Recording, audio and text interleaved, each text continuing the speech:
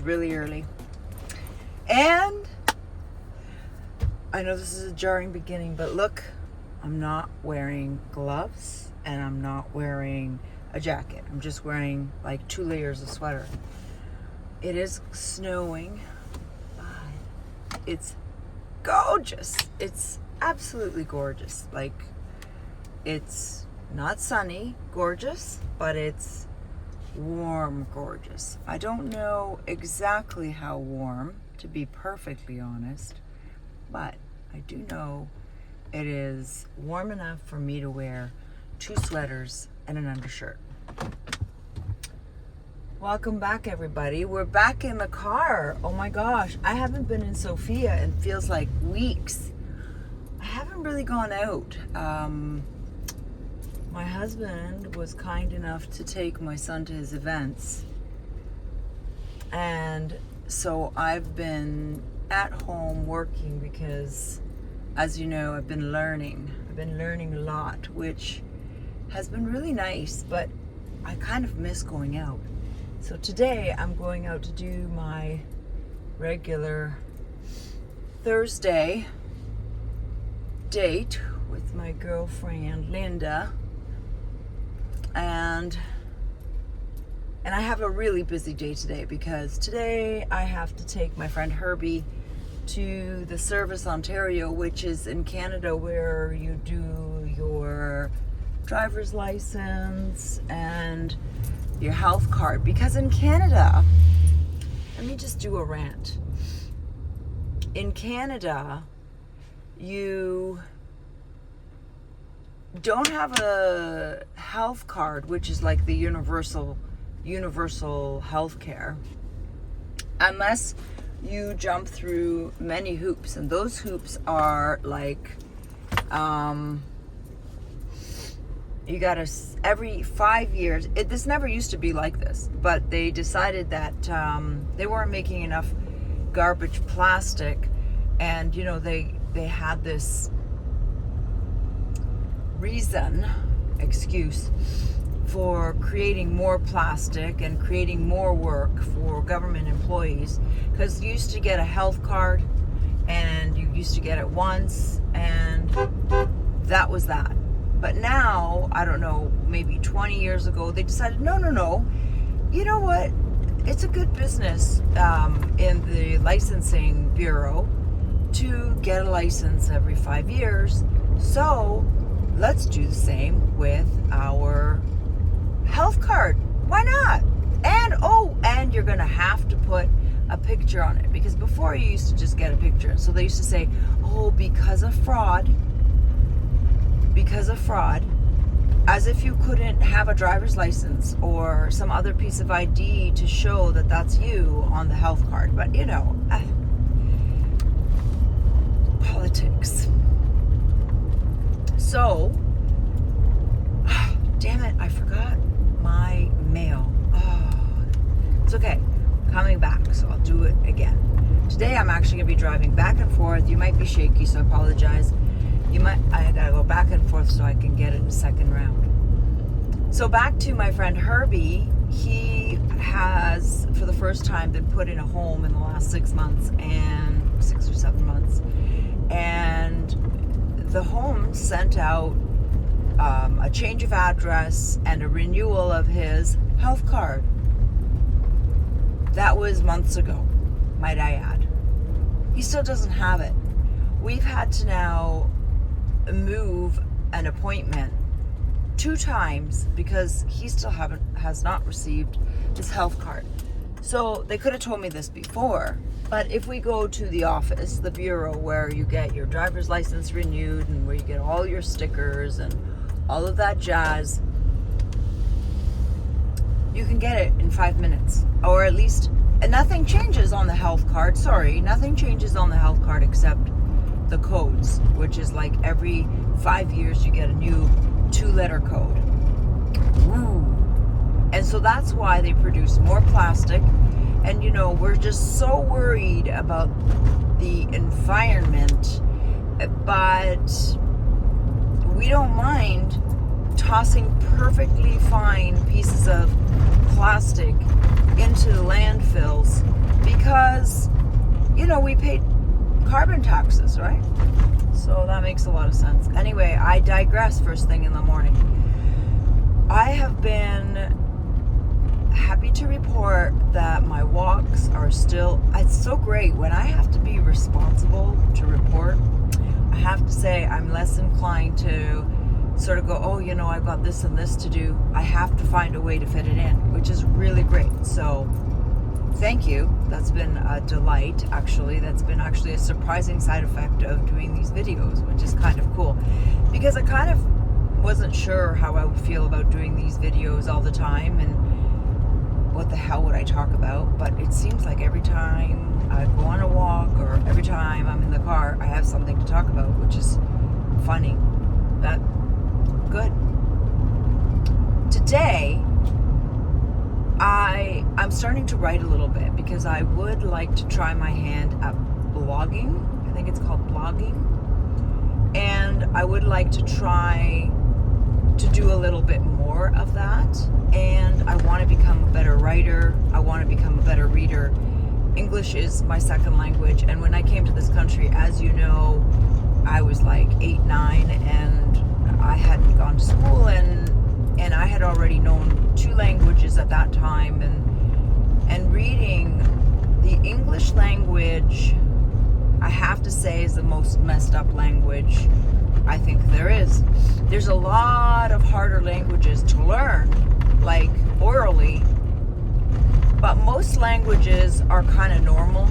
I'm going to use the word normal, because how you say it and how you speak it, if you understand the alphabet and the sounds of the alphabet in that said language, that's how you generally write it, with some exceptions, of course. Oh, not English.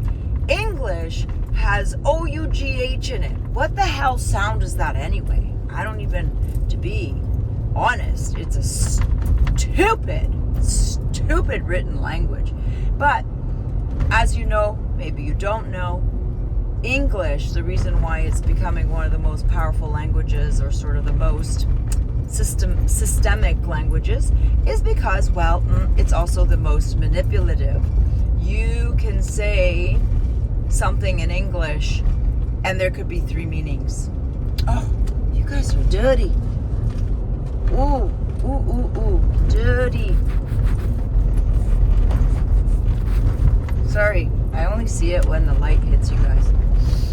So, I read, but because my life has been one quick snowball after another, and only now I have time to actually sit down and have a moment to read, I started reading, and I'm making a deliberate effort to read every single day and to read all of the books that I've purchased. I've purchased so many books in the last 2 years. I started really clamping down on the books that I really wanted to buy for the last 10 years. During the vid, I just bit the bullet and I just started buying it. Books, by the way, y'all, is very expensive. And so as a result, I'm starting to write more, and sometimes you kind of like talking. Actually, talking, I have an endless well of points that I can talk about. But writing is a challenge for me, and I'll tell you why. It's a challenge because my brain is kind of like the speed of light, and my fingers and hands are kind of at the speed of sound. So if you can imagine, for me to write things down, there's been times where I've written down a sentence and I'm reading it back and I'm like, what the hell did I just write here? Because my brain wants to keep moving ahead and my hand's like, slow the down. So I recently was reading some things that I had written, and I had written down 6 things that a slow learner has learned up until this point in my life. Like, just, I think, important things. These are points that I think that I now looking back, I would say that I could truly pass down to like my granddaughter or my grandchildren. And I think I could probably appear to look like I know what I'm talking about.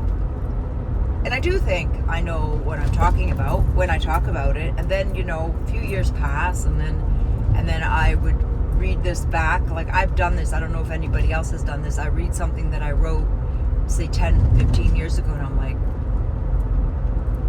amateur. Like, seriously, you were a dum-dum. But you don't know when you're dumb. Dumb person doesn't know they're dumb. That's really the beauty of ignorance. Blissful ignorance.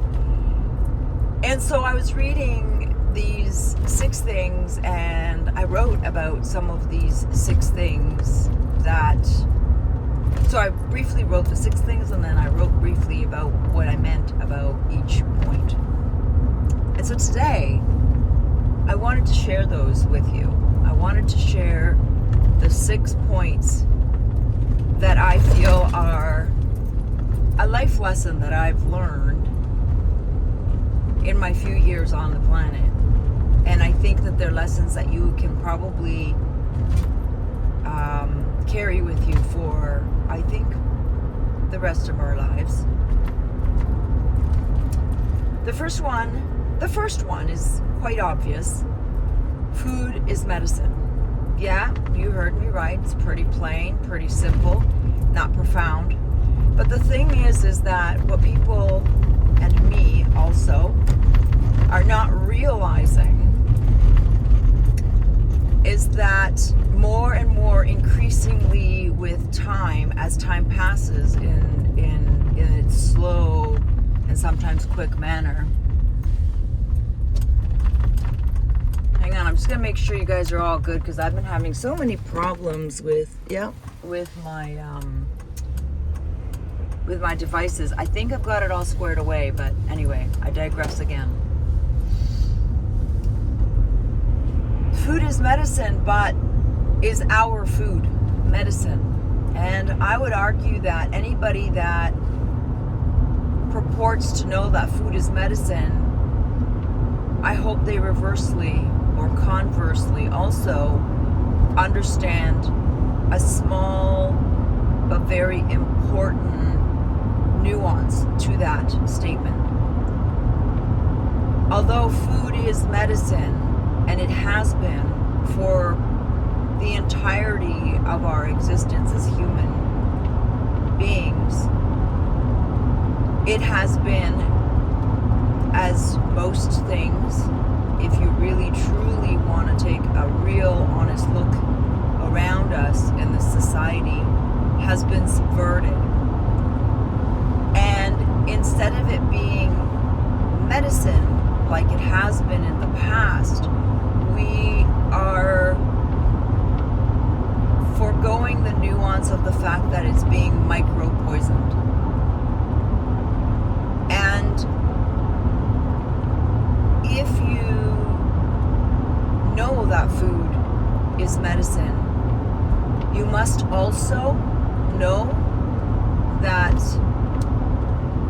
only food that you are able to grow, you are able to be able to confirm the origin, whether a farmer or your own backyard. Food is now a micro poison. And what I mean by that is the growers that are the mass producers, the big agra, they are absolutely connected with Big Pharma and with other industries like the military industrial complex. And if you just simply go to the store and buy your veggies and buy your meats, a piece of advice is that that is not food, probably. And I'm not saying in all cases, I'm not saying every single piece of food in the store is micro poisoned, But I would argue that a good and the larger majority is. Whether it's through spraying, whether it's genetically modification, whether it's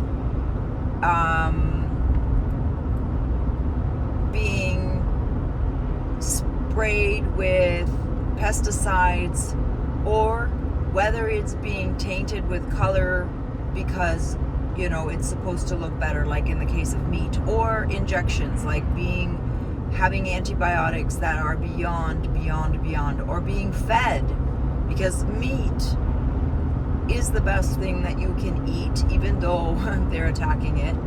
But it also is micro poisoned when you buy it from sources that you cannot trace back. So I would say food is medicine as my number one, but also the realization that if you cannot track from exactly where the source is, it is still not full medicine. And it never will be if you do not have the source buckled down. Okay. Moving on to what I think life lesson number 2, and these are in no particular order. They're just 1 to 6, and it's not like 1 to 6, but 1 through 6, and take them whatever resonates with you. So another lesson, number 2, that I have learned in the years that I've been alive and have been able to be blessed with having more and more time to sit and ponder, is never ever compare yourself to other people. I know that this is very easily said. Always rather compare yourself to yourself yesterday. Are you better than yourself yesterday? And I'm not saying don't look up to people. Don't aim to be more like someone that you admire. I'm not saying that. What I am saying is do not directly compare yourself with another human being, because even on a molecular level, you are never, ever going to be able to equalize any differences between you and the person that you are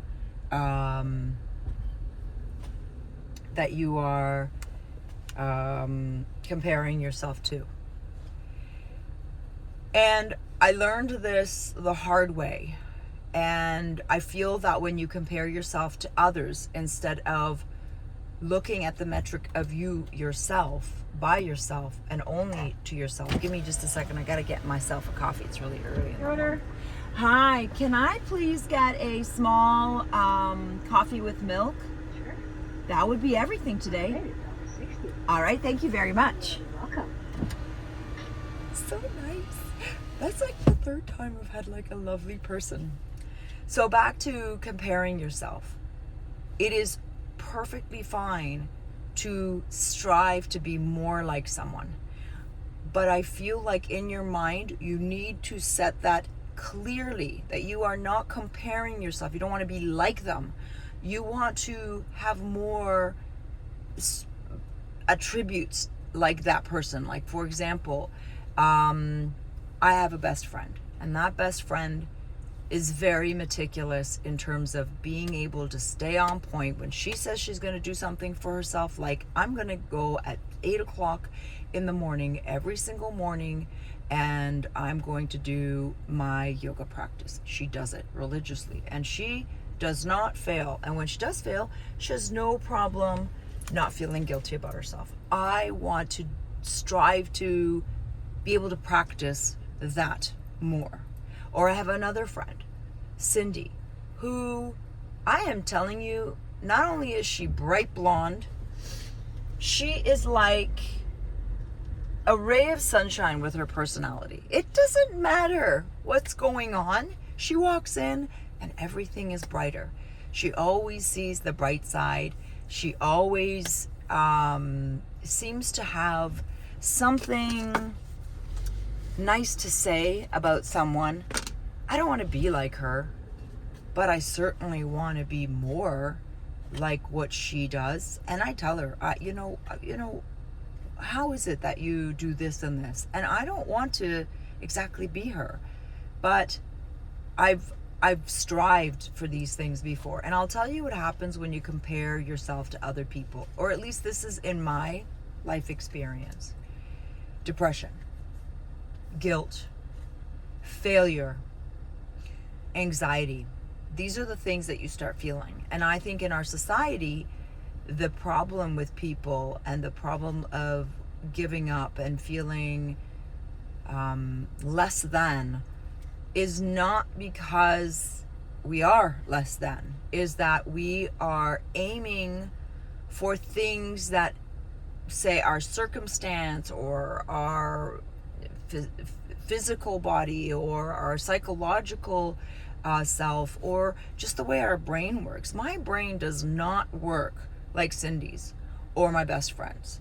My best friend is more like my husband. She's slow and steady. She'll row, same distance each day, same tempo each day. She doesn't get bored. Me, I get on the boat, I start rolling like a mother effer, and then I get tired. I'm like, okay, I need like a whole day's rest. My friend, she thinks I'm crazy. My other friend, Cindy, she also is a steady rower like my husband. Like, I have a lot of steady rower friends in the sense that they're not wacky doodle like me. They are literally, they start a job, they keep rowing and finish a job. I start a job, I take one detour to, for that job, and I get lost in the next job, but I haven't finished the first job. And then I take another detour from that second job, and then I get lost in a third job. And it's all a natural transition. That's why I just get lost. So I can't possibly be steady rowers like her. All right. So don't compare yourself to others. Compare yourself only to your yesterday. Hi. I'll trade you. Thank you. No problem. Have a great day. Thank You too. Fantastic. Take care. Bye. Number 3. This one I would say is even more important than the last 2. I would say that this is probably like one of those that you can always say is wisdom. And it doesn't matter what circles you're in, how old you are. If you are able to physically pay attention to this, I think that you are going to be very successful in life. Number 3 is, don't listen to the words people speak. I mean, hear them, listen to them, but only gauge people and judge people and respond to people's actions. Do not get fooled by easy flowing words. Do not get fooled. Easy flowing words are as it sounds, easy. Everybody talks the big talk, and especially now, so many people feed you horse manure. But the funny thing is, the delivery, it doesn't ever show up. And there are so many people I have realized over the years have fed me a whole bunch of nothing, hot air. And I remember my mom used to say, by their actions you shall know thee. And that's not quote, but there was always a quote she was saying, and because it's in Polish, word for word is really difficult to translate. But the essence of the saying is, judge thee by their fruit, or something like that. basically, they can say they're an apple tree, but until an apple actually fruits, don't believe them. Don't believe them. And that's another thing. I think that I have been fooled so many times by somebody's cheerfulness, by somebody's very kind words. Let me tell you, in this world right now, this is just my honest and humble opinion. And through my experiences where I have my opinion, people that are the most flowery and nice and soft are sometimes the most self-centered and selfish. And people that are very robust and full of stories about what they haven't accomplished, what they're doing. You know those people that you meet that they've done everything. You tell them, oh, my cousin had cancer. Oh, my mother had cancer. I had cancer. My sister had cancer. It's those people that always want to outdo whatever. You're just sharing something, and then they need to outdo you. Ever meet those? Those people generally bear the least fruit, but they are so flowery and so visually, verbally rich that I have gotten so many, I've had so many people fool me. And I remember my mom's like, you believe everyone. And my cousin used to be like, I'd be like, I meet someone and I think they're just the most awesome person. They're so nice. And my cousin would be like, Princess, let me guess. Because I'd be starting a story about someone that I'm just getting to know and someone that I really like. I get very excited. And my cousin would say, Princess, let me guess. They're such a nice person. You love them so much. They're so great. Yeah. I'd be like, yeah. Okay. Just wait. So number 3 is actions should always be louder than words. And I'm not saying don't believe anyone. I'm not saying discredit someone without a reason. But make sure you're paying attention to what they're saying and make sure that you do the math and you reconcile if what they told you last time has actually come to fruition this time before they're telling you the next thing. It'll save you a lot of heartache. I will tell you it'll save you a lot of heartache because I've been fooled by so many slick-tongued people. Okay, moving on. Number 4, I would say number 4 is something profound. That's just logic. We have 2 ears and we have 1 mouth. And mathematically, that basically tells you that listening is more required than talking. Now I realize I do a lot of talking, sometimes 40 plus minutes. I understand that. But I will tell you that my cousin was a profound listener. She was so good at it that she knew so much, and I always wonder, how do you know that? Well, I listened and such said this and such said this. And it was funny because I realized after she died that I did way too much talking. I mean when I'm interacting. I don't mean when I'm talking to myself. It would be really weird if I recorded a bunch of silence. I mean, let me know if that's something you want. If you just want to watch me drive to my wherever I'm going, I can do that too. It's actually much easier now that I've been practicing. I realized after she died that she was my ears and I was the mouthpiece. It was like we were one person that took two of us to actually get to, because I took care of everything that required talking, and she was the person that always was able to tell me what I missed. And I missed a lot. I have to admit, I missed a lot.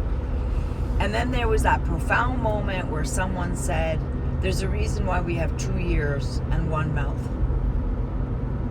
We are not supposed to talk as much as we listen. And that's really true, because really, if you think back long, long ago when we lived in the forest or in the woods or in the desert or wherever it is that in the jungle, you had to be quiet. Like, for example, fishermen. I can't go fishing because if I'm with humans, I inevitably find something to say. You can't go fishing because that's like bringing yourself back. Like, you can't take someone like me. Or I have to try really hard not to say anything, not to ask questions, not to do anything except be quiet.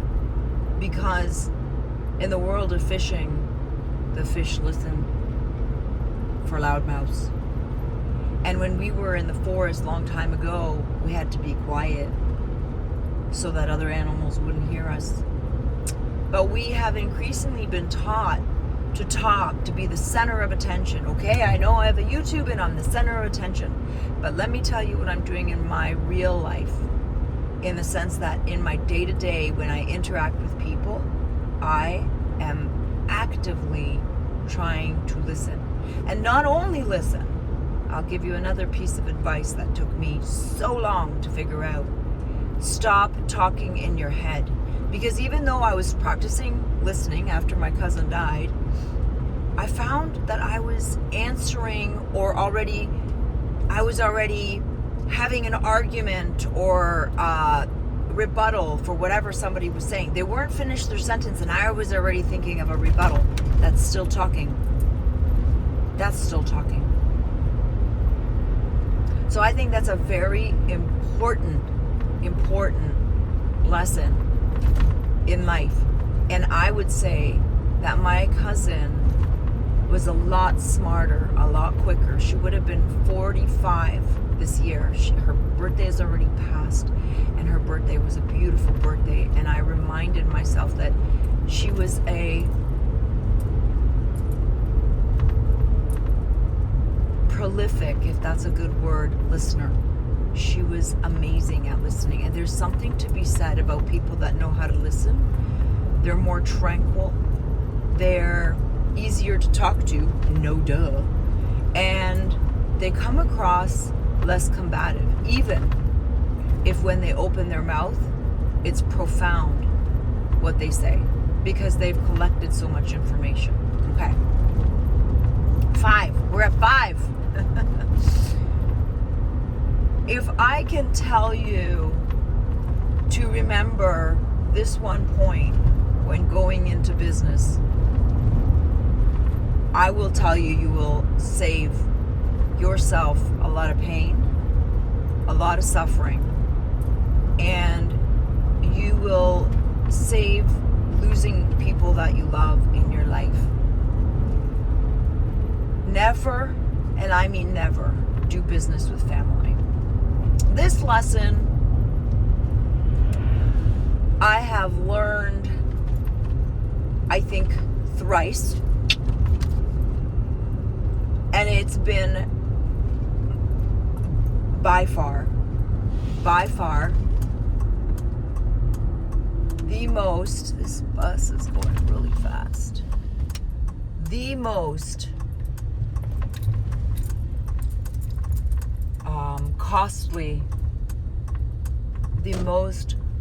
costly lesson by far.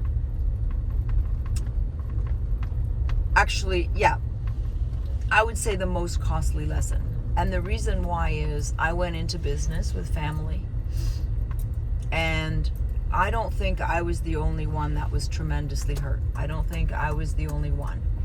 I think that I feel that I was tremendously hurt. And some of these scars, when you go into business with family, never heal fully. And if they do heal, there is a hell of a lot of scar tissue. And that's if they heal. And in my case, not all of my scars have been fully healed.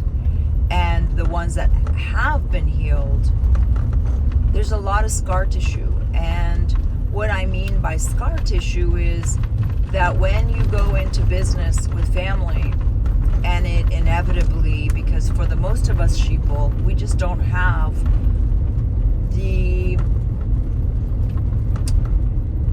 the masters go into business with family, but that's because there's a set of rules that the children are taught from the very beginning, and the parents have been taught, and the parents before them have been taught. And we do not have that lineage. We are the sheeple, we are the commoners, we are the slaves.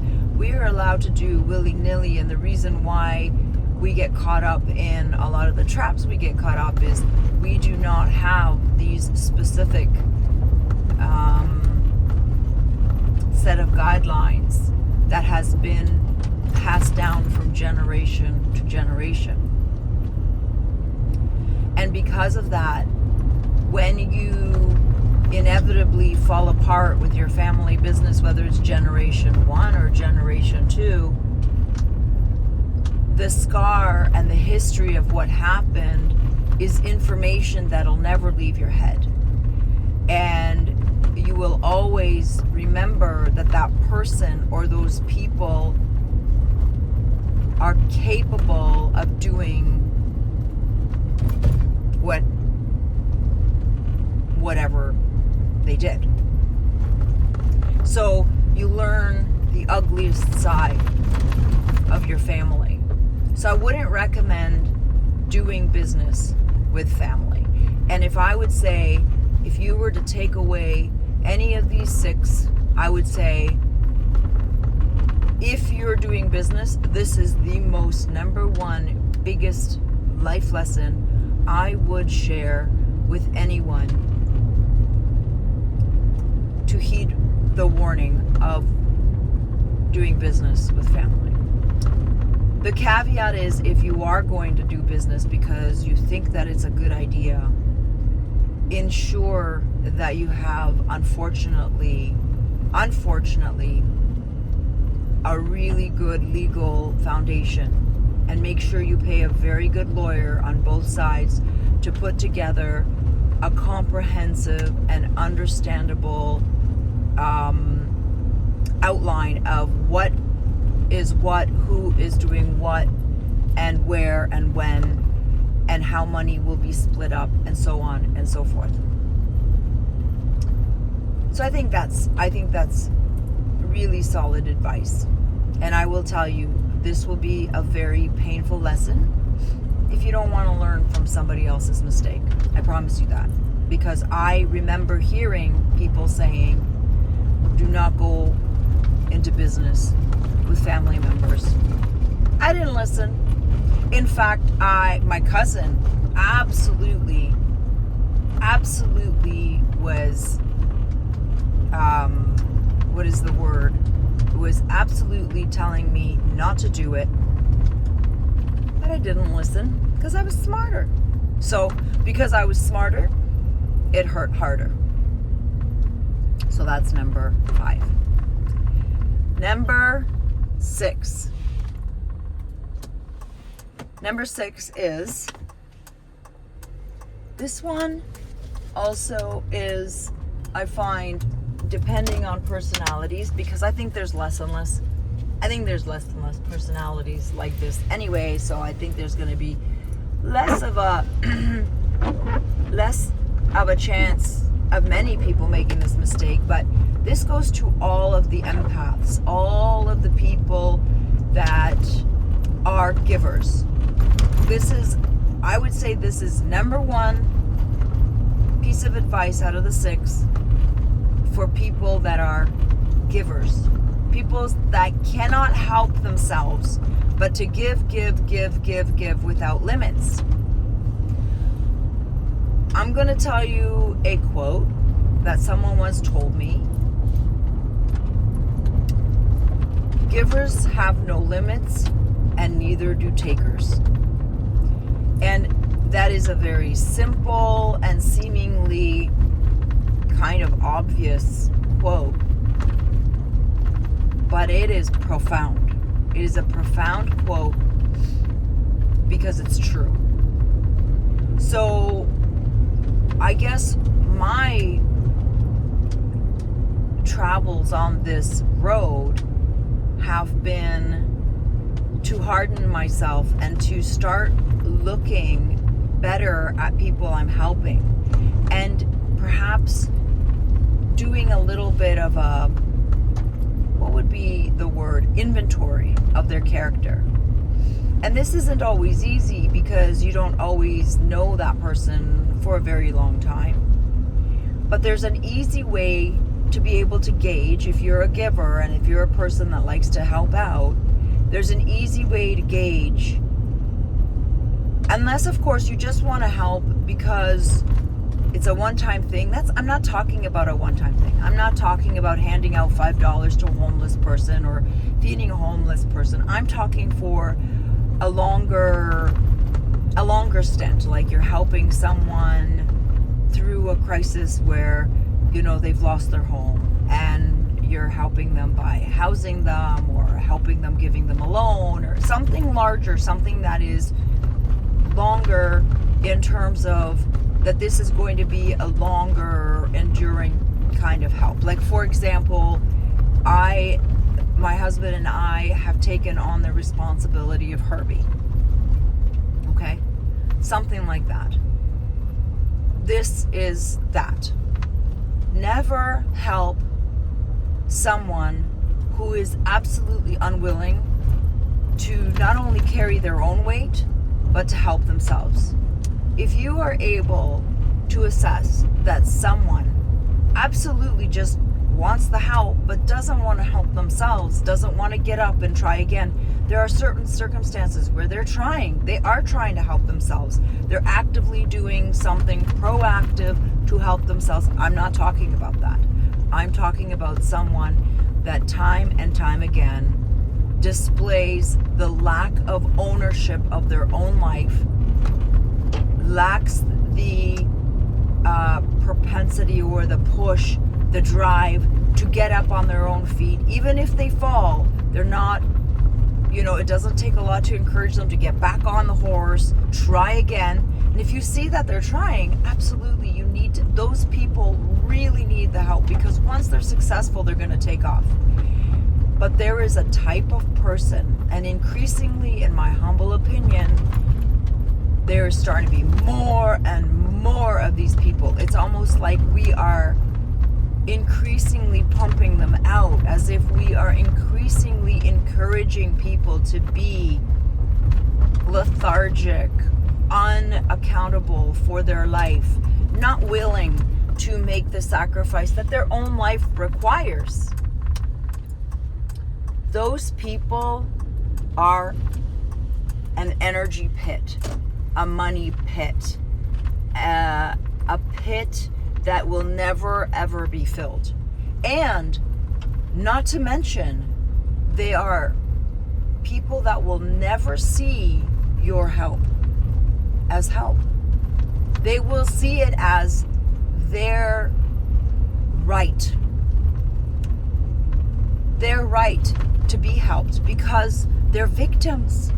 These are the victim mentality people. Those are the worst. The ones that ride on your feeling sorry for them, your pity for them. They ride on pity. Never. And I'm telling you, I'm going to save you a lot of heartache and sometimes money, depending on how it is you're helping them. These are soul-sucking people. And they must either learn to stand on their own feet, or those are the people that unfortunately you see on the street, and a lot of them have gotten into bad habits. They're the people that steal and do things that are I guess you would say easy way out, but I mean, I don't think stealing, breaking in, and hurting people is easy. But at the end of the day, everybody has their price. Like, I don't think it's easy to be a stripper, but I know strippers that think it's very hard to actually get a real job. So anyway, those are, I'm just going to stop here for a minute. It's so beautiful. Those are the 6 life lessons of a slow learner, and I'm the slow learner.